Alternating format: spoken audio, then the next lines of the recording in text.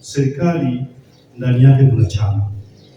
Kama hawatazingatia hili, basi mwezi mmoja tunatoa kwa sababu ya mawasiliano ya chama na serikali waweze kutupa majibu, vinginevyo tutajiuzuru. Kwa majina naitwa Daniel Saru Mpemba, ni mwenyekiti wa mtaa wa Nyangaka, kata ya Bariadi. Na zani jambo la mihuri limekuwa ni wimbi kubwa ambalo kimsingi sisi kwa taarifa ambayo tulipewa pia na mtendaji wa kata ni kwamba ni taarifa ambayo imetolewa na waziri mwenye zamana hiyo ya TAMISEMI kwamba wenye viti wote tunataka kurejesha mihuri. Binafsi nilirejesha. Kuna swala limezungumzwa juu ya kujiuzuru.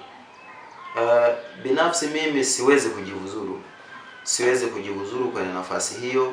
Kile kitendo cha kujiuzuru kwanza ni kukiangusha chama, lakini pia kuwavunja moyo wananchi waliokuamini na kukuchagua. Ndugu waandishi wa habari, leo tumekutana tena kwa mara nyingine hapa kwa sababu ya siku ya tarehe 22 tulipokutana kuhusiana na swala la wenyeviti kuondolewa mihuri ya kiutendaji. Mnakumbuka siku ile umoja wa wenyeviti ya halmashauri ya mji Bariadi waliazimia kwamba chama kiweze kuingilia kati, kiweze kufanya mawasiliano na serikali ili kuona ni jinsi gani wananchi wasije wakaathirika na kupata huduma, na kauli mbiu ya serikali mlangoni pako.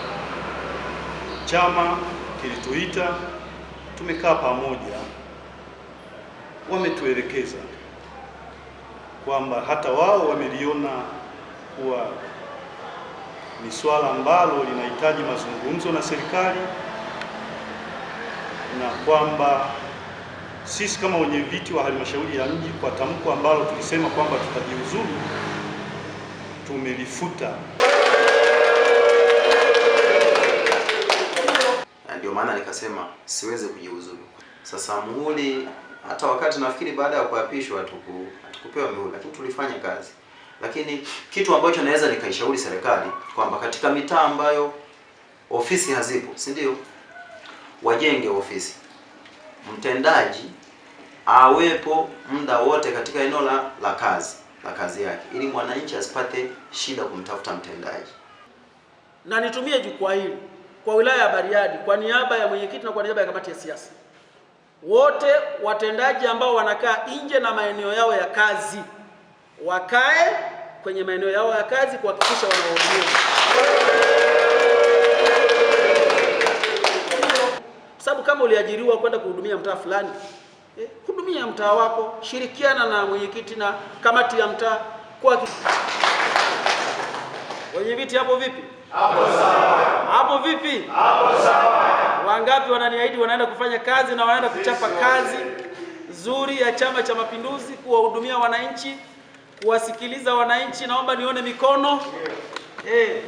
Piga kelele kwa Dr. Samia.